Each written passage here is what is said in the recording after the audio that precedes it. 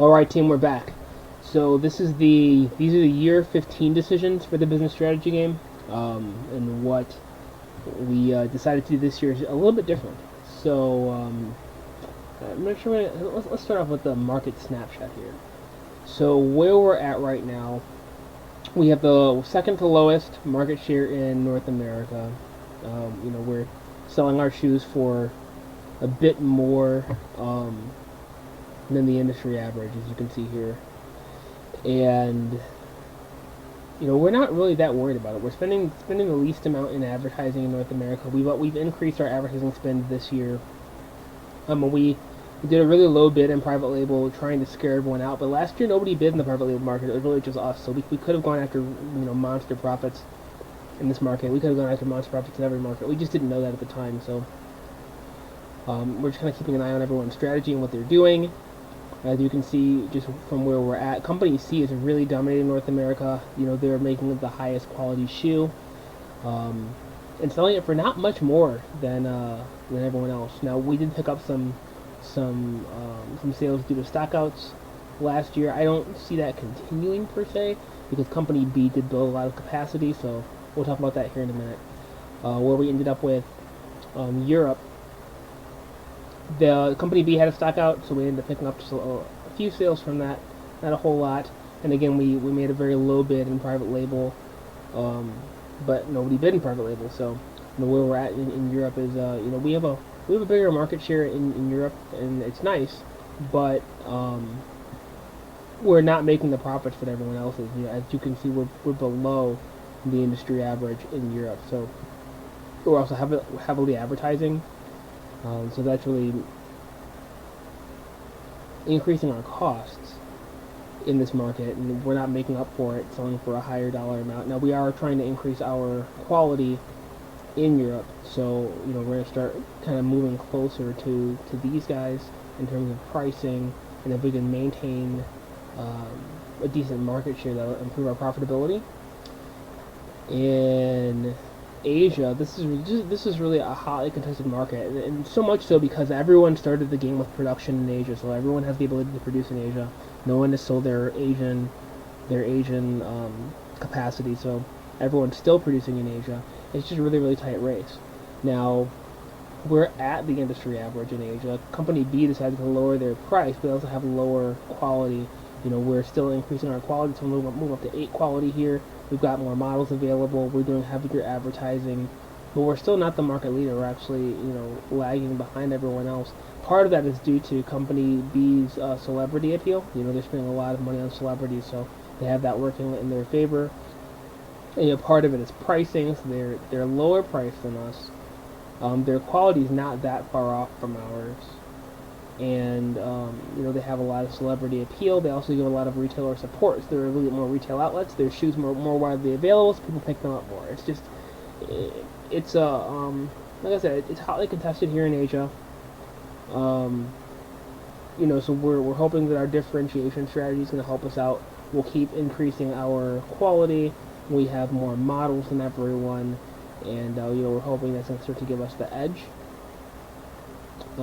We also have some celebrity appeal, so we'll see what happens in this market.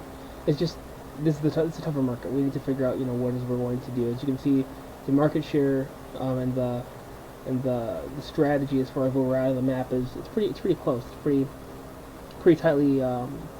We're really close to Company B, and we need to start moving away from them.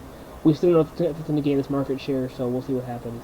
In Latin America, we are the price leader. We have the most capacity in Latin America, although Company B did build a lot of capacity in Latin America starting this year, so we'll see what happens with that. When it comes down to just market share, as you can see, we're the leader. We're also the price leader, so it's not, it's no wonder that we're the leader, and we also heavily advertise. So, we're really paying a high cost to be the market share leader here, and we're making profit, but we need to figure out whether it's worth it to keep our price this low, especially as we move to higher and higher quality. But our goal was to be the leader in Latin America. So when we built the plant there, that was our particular goal. So we need to assess the viability of that goal and the profitability of that goal to see if we're going to move forward with it. Now, with the private label, we did really well.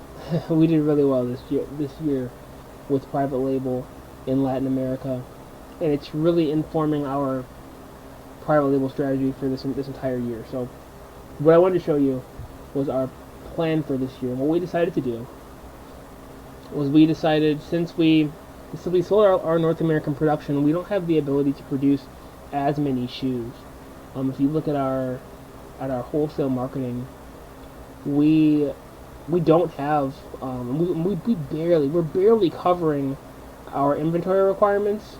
If we meet our projections, if we meet our forecast as far as sales, we're gonna have stock outs. We might have a stock out in Europe and Africa. We might even have a stock out in North America. In North America, we have excess inventory. So because we have excess inventory that we're trying to sell through, we're not sending as many shoes there, but we have less than what we're projected to sell. So it's both a good and a bad problem to have.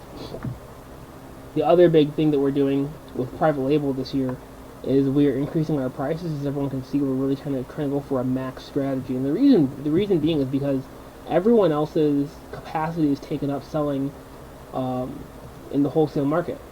So as you can see, last year, the other companies, they didn't go into private label. They didn't go into private label for two reasons. One, the year before, we undercut everybody and just really hurt. We just put the screws to everybody. So everyone's earnings per share went up when they got out of private label last year. But also, they don't have the production. Company B sold their North American production. So they're producing in Latin America and in Asia like we are. And Company C, they still have the North American production, but they didn't build a plant in Latin America like we did. So both companies are constrained as far as their capacity goes. They can't produce enough shoes to meet all the demand. And we, as you can see, we have the most production. Company B built an additional 3 million pairs of shoes of production last year, so they'll be able to take advantage of that. And I'm guessing they built that in Latin America or between Latin America and Asia. Company C, they built 1,000 units of production. I don't know where they built that. It could have been in Latin America, could have been in Asia, could have been in North America, could have been in Europe. I don't know, but it's not a whole lot of production. So when it comes to what they can produce, they can't produce enough to lock up the entire market. If you look at the private label operations, the private label demand, we're not even able to meet the private label demand, right? Company B, they've got a slight edge on us as far as production. Maybe they can do 700,000 more shoes than us, which would allow them to take up one entire market, maybe a market and a half, 2 markets at the max.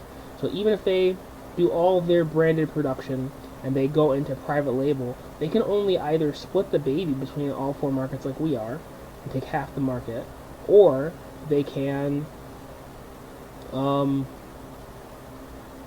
go heavily into 2 markets, which means we'll lose our bid in 2 markets and we'll make our bid in 2 markets. So either way you look at it, going with a mixed strategy, going half in the market, kind of hedging against the market, and keeping our prices about as high as we can to maximize our return.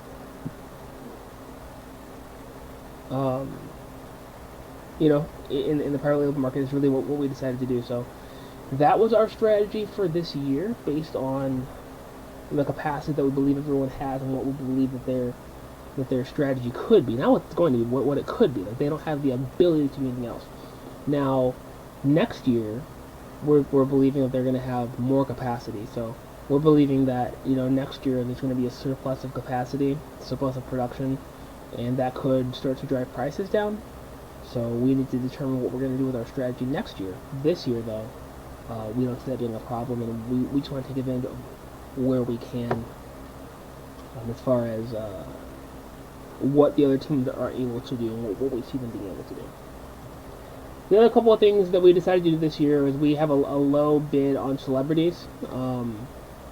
Celebrities are great, but they're not going to make or break our strategy. I don't really see us. We want to make sure that our celebrities that we get are profitable. So we don't want to overpay for them. We don't want to drive prices up too high for the celebrities because it just doesn't make sense. It doesn't make sense to have 20, $30 million tied up in celebrities when we could be using that indirect advertising and the retailer support, which is more important for our strategy. So I'm trying to think of what else we did. We were buying back some stock for sure, borrowing some money to be able to do that. And is there anything else I need to show you guys? I don't think there's anything else that I need to show you. So we're gonna call it a wrap.